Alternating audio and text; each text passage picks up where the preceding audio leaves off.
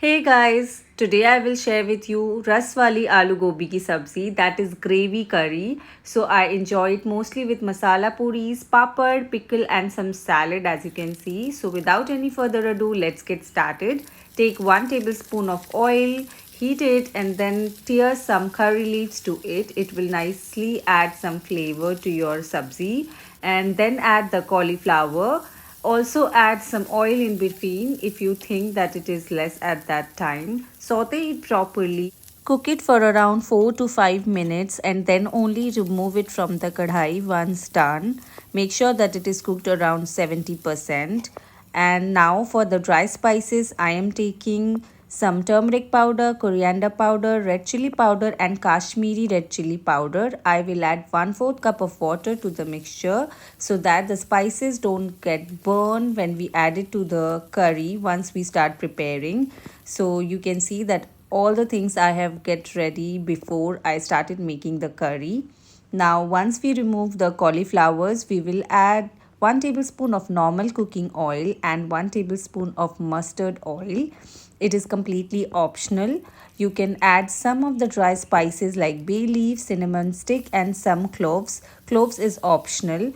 Add half tablespoon of cumin seeds or jeera seeds and 1.5 inch of ginger grated. Then add 1 large size of onions. I have chopped them finely. And now we have to make sure that we roast the onions properly. If you are new to my channel, consider subscribing and also hit the like button you see in the video. Now add the slurry that we prepared of the dry spices I mentioned earlier. Mix it very well with the onions and all the spices, dry spices, and then we will cover it for 2 minutes. And now I have added 1 large size of potato. I have taken raw potato here. Mix it very well with the gravy that is prepared, and then we will cover it again for 2 to 3 minutes and then we will be adding the rest of the ingredients. You can see that after 3 to 4 minutes the potatoes are cooked well with the spices, and make sure that it has some color before we add the tomatoes. So now I am going to add 1 medium size of tomato chopped finely, and once I have added the tomatoes I will also add some salt. So I have added salt as per the taste and you can adjust accordingly. Mix everything well.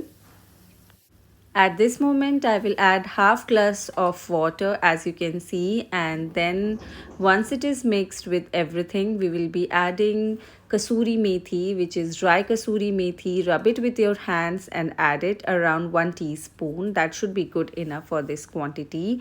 And now we will cover it again and cook it for 2 to 3 minutes more. And now you can see that the gravy, the tomatoes is combined properly with all the spices and you cannot see the tomatoes anymore. This is how we want it. And we will be adding our roasted cauliflowers from the beginning. Mix it well with the spices. At this moment, add the water accordingly to see how much gravy you want, or you want it dry. So I am having it with puris today. I am making it semi gravy. You can adjust the quantity accordingly. If you are having it with rice or pulao, I will suggest you add some more water. Cover it and cook for around 4 to 5 minutes, and then you can see that our cauliflower and potatoes both are cooked. You can adjust the quantity of the salt at this moment by tasting a little bit of the gravy. And now I will also add some lime juice to add a little bit of tanginess, not much but just half of a lime juice, and this will make our gravy taste better. You can also add at this moment, if you don't have lime juice, you can add the dry mango powder or amchur powder around 1 teaspoon, and that should also be fine.